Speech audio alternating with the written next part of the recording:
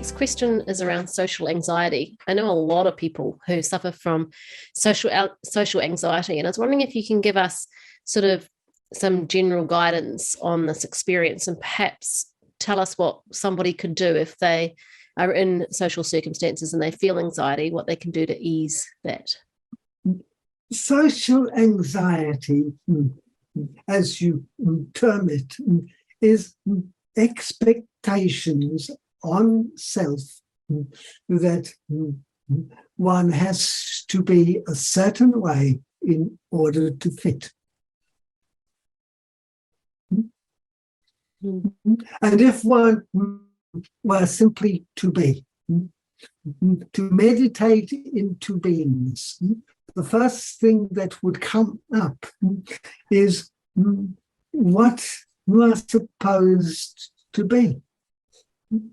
And you will realize what you are being is not what you are expected to be. It is not even remotely in the same league. So one learns to be.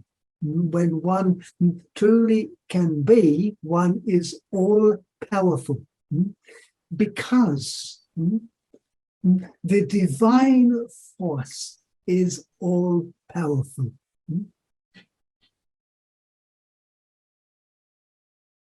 Then one has nothing to prove.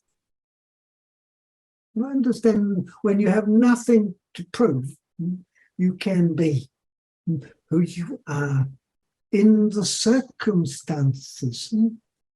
You are not trying to impress anybody. You are not wanting to be friends with anybody. You are not wanting anything at all. You are contained. You are sitting in your personal field of influence, and nothing is coming in to disturb you.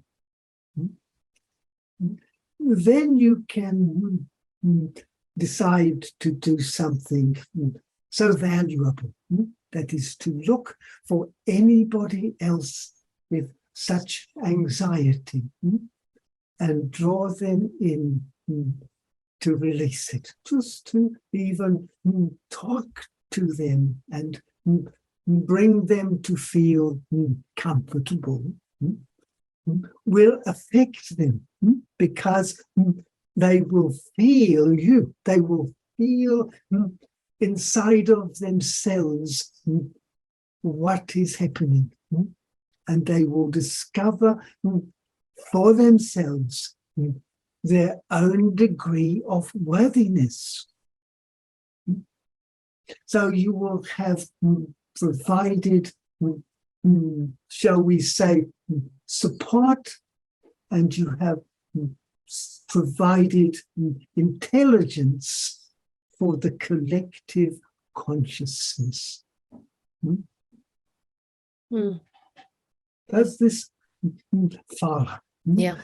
Because then, as you are even doing this, you realize my own anxiety was filling the room with others' anxiety, and all these people are behaving in a certain way to meet the expectations they think are required. Okay. So what if you're in a situation, though, where you don't feel that there's anyone that you can reach out to and help, that maybe you're in a room with only 2 or 3 people and they seem very comfortable and perhaps even extroverted, and you are not feeling that way? What would you recommend they do then?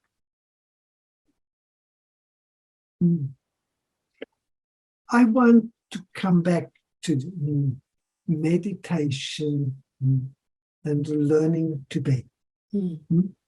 Because no matter what, you have placed expectations on yourself. If there are no expectations, there is nothing to do. They might all be extroverted. They might all be seemingly comfortable. They might even all know each other over many times together. But I want to say someone who is being will disturb that. Do you understand? There is nothing more powerful than simply being. Yeah, thank you. So the guidance really is to work on just being. And I want to come back to the meditation to find that degree of beingness, where there is no expectation, there is nothing to prove to yourself or others, there is no one to blame, there is no victims.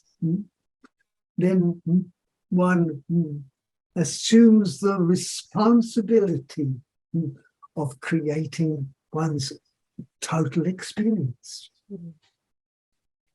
Fantastic. Thank you. Is there anything else you'd like to add for us today? You understand the depth of all of this. It seems, shall we say, as if it is outside of normal consciousness. But what I am saying, it is consciousness in all its degrees, all of its distinctions. You understand, because you go into one room and you are one identity, and then you are comfortable with all of these people, and then you go into another room and you are uncomfortable. How can that be? Where is the disturbance? Unless it comes from your own expectations. And if you become whole again, there are no expectations for self. You do not have to be anything but in harmony with yourself, which ultimately means in harmony for the creation one is existing in. Is that enough for today? It is. Thank you so much. Then once again, for all of the listeners as well, thank you for your working to understand the very principles that will transform the experience that you are all engaged in. Thank you and good afternoon.